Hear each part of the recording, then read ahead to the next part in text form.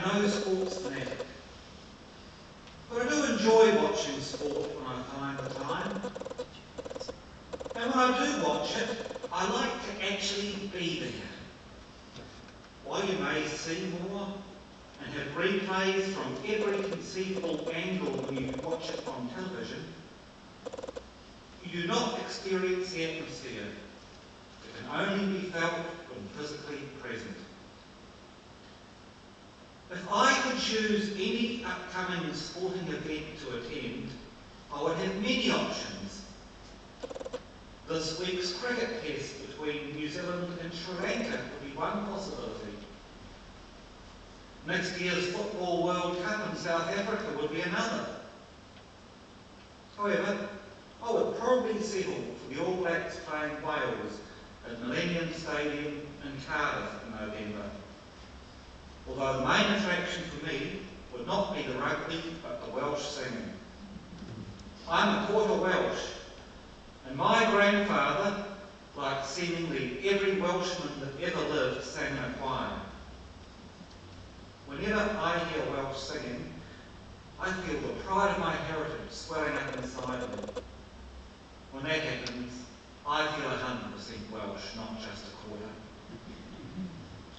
Millennium Stadium has a capacity of 74,500, and I struggle to imagine the sensation of tens of thousands of Welsh men and women singing "Guide Me, O Thou Great Redeemer," especially the rousing first chorus, "Bread of heaven, feed me now and evermore, feed me now and evermore."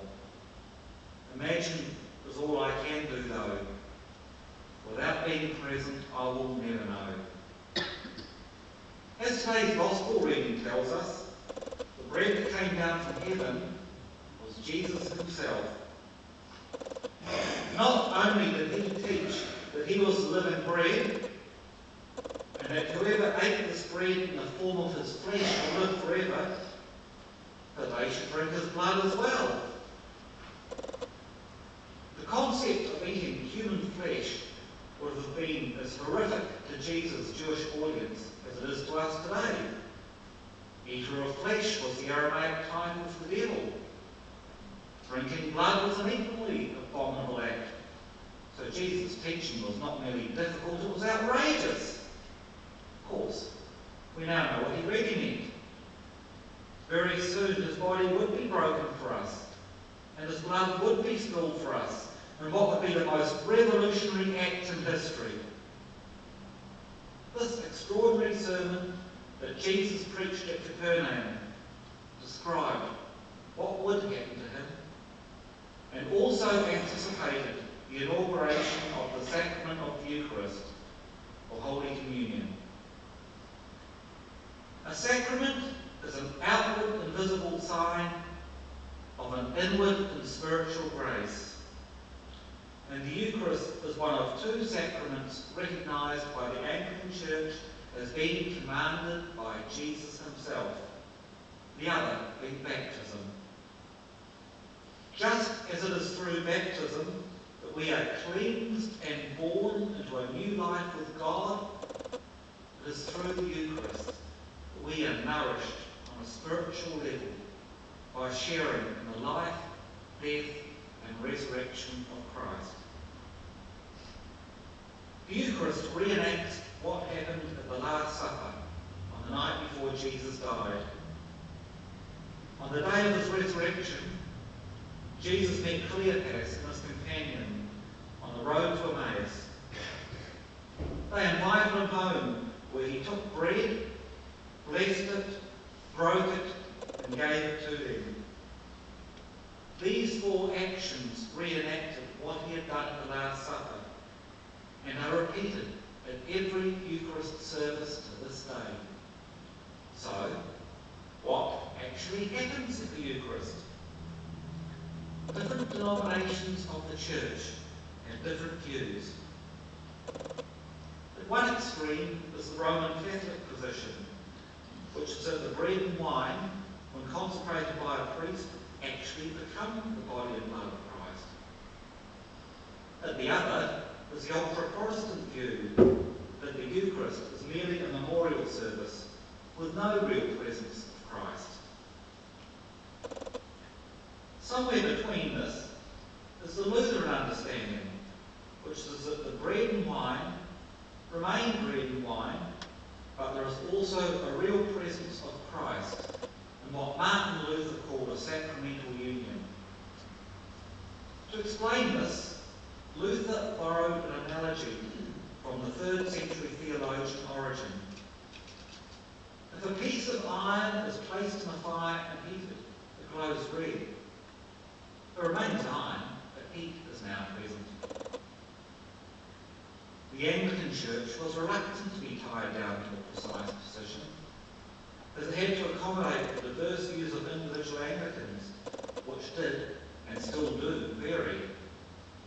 Generally, Anglicans accept the real presence of Christ in the Eucharist, without going as far as saying that bread and wine physically change into the body and blood of Christ. Although this may seem similar to the Lutheran understanding, there are significant differences in some of the finer points of sacramental theology, but these need not concern us today. Perhaps our position is best summarised by John Donne's poem on sacrament. He was the word that spake it. He took the word and brake it. And what the word did make it, I do believe and take it. So why is this issue of real presence so important? Remember that Jesus was both human and divine, that the Word became flesh and lived among us. Jesus was present in the form of a man, and he is also present with us when we partake of the Eucharist. Although the bread remains bread and the wine remains wine, they become for us the body and blood of Christ. Therefore, we should approach every Eucharist with the expectation that we will personally encounter Jesus when we approach his table. As Christians, we are called to ministry, which to me means revealing Christ in word and action. And to truly follow our callings, we must maintain our conscious contact with God, which we do through prayer and contemplation, reading and studying the Scriptures, and sharing in the life, death, and resurrection of Christ through the Eucharist.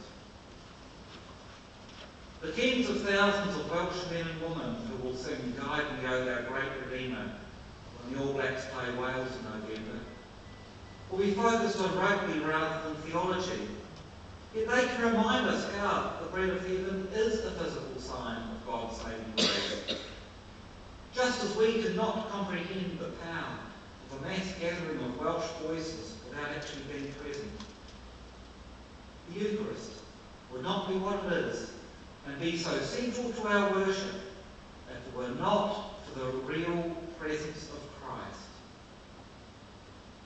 Bread made by human hands only satisfies for a short while and will perish, while Jesus, the bread that came down from heaven, provides us with spiritual nourishment that will last forever. Amen.